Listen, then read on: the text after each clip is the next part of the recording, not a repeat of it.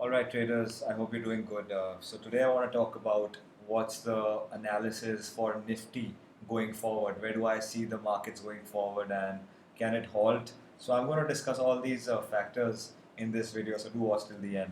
And if you like this video, do subscribe to our channel and share our video.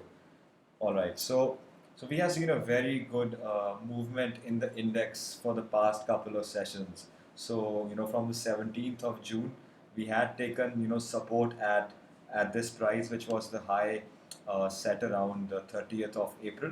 We took the support here and we have bounced back up.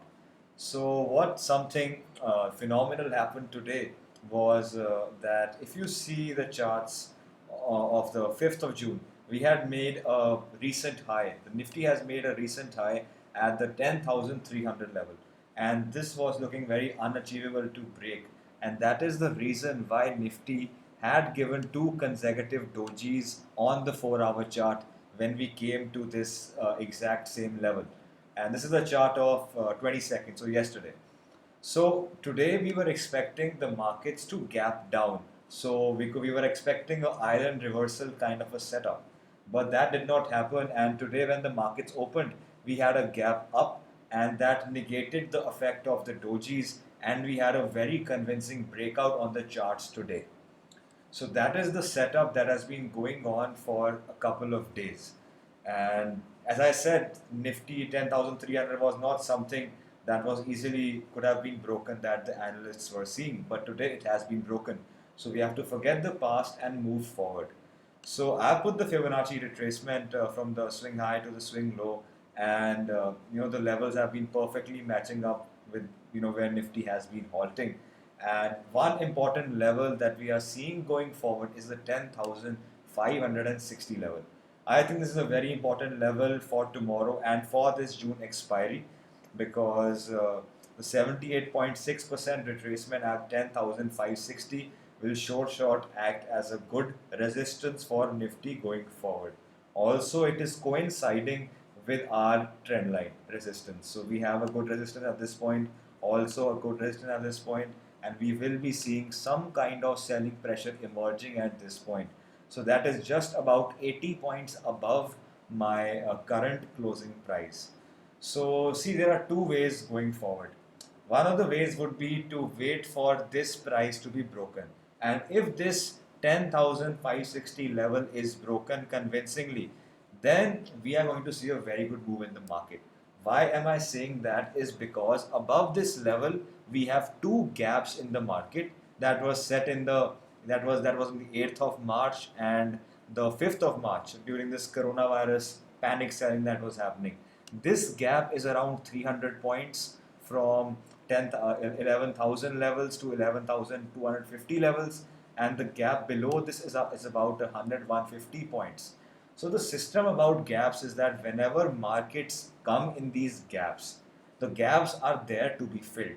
So when the markets will enter this gap zone, we will be swiftly moving in this zone. So we can get a movement. If we break this 10,560 level, we can easily fill these gaps in maybe a one or two sessions also.